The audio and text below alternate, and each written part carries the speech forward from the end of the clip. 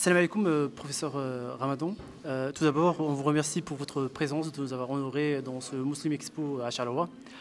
Suite aux malheureux événements qui sont déroulés en France, quel message pourriez-vous faire passer aux organisations islamiques en Belgique et en Europe? Bismillah ar-Rahman ar-Rahim. Wa alaykoum salam wa rahmatullah. Merci de cette invitation.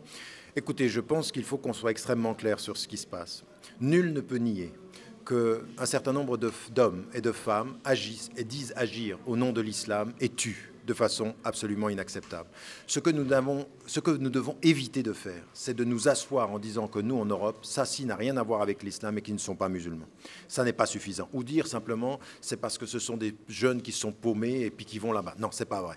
Il y a un certain nombre de personnes qui utilisent des versets coraniques et qui justifient le meurtre et la mort d'innocents. Et à eux, il faut répondre avec des arguments religieux, avec des arguments légaux, en disant ce que vous faites est absolument contre le message et nous le condamnons. Nous le condamnons non pas en vous sortant de l'islam, mais à partir de là où nous sommes, il y a une condamnation qui est extrêmement ferme. Deuxième des choses qu'il faut mettre en évidence, c'est qu'il ne faut pas faire, c'est les mettre en dehors de l'islam. C'est-à-dire, ce sont des musulmans et nous condamnons leurs actes. Nous condamnons ce qu'ils font, nous condamnons en disant ceci est inacceptable. Donc, première des choses, nous prenons nos responsabilités en disant quelle est la diversité acceptée entre les musulmans et qu'est-ce qui n'est pas accepté. Et ce qui n'est pas accepté, c'est de tuer des innocents, c'est le meurtre, c'est la torture, c'est le crime. Le crime, parce que c'est des crimes, ce sont des criminels.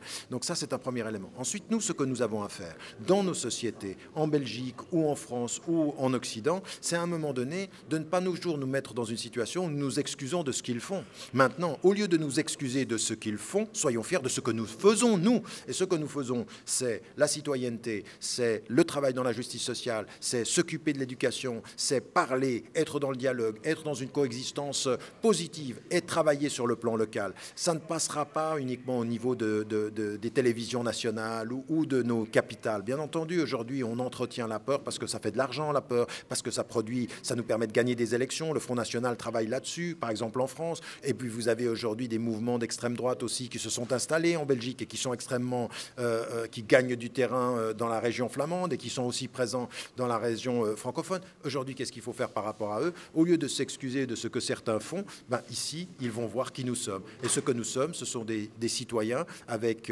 confiance, avec sérénité. Nous allons travailler à être les témoins de notre foi dans ce que nous faisons, à savoir la communication, le travail sur tous les terrains. Et puis ce que je dis aux musulmans, quand tout le monde parle d'islam, faites attention à ne pas toujours parler d'islam. Soyez des musulmans au lieu de toujours parler d'islam, ça veut dire des citoyens avec des valeurs, avec une éthique. Et puis exprimez-vous non pas par le verbe, toujours, mais parfois par l'action. C'est-à-dire que votre action est aussi quelque chose qui est la preuve de votre valeur ajoutée dans les sociétés.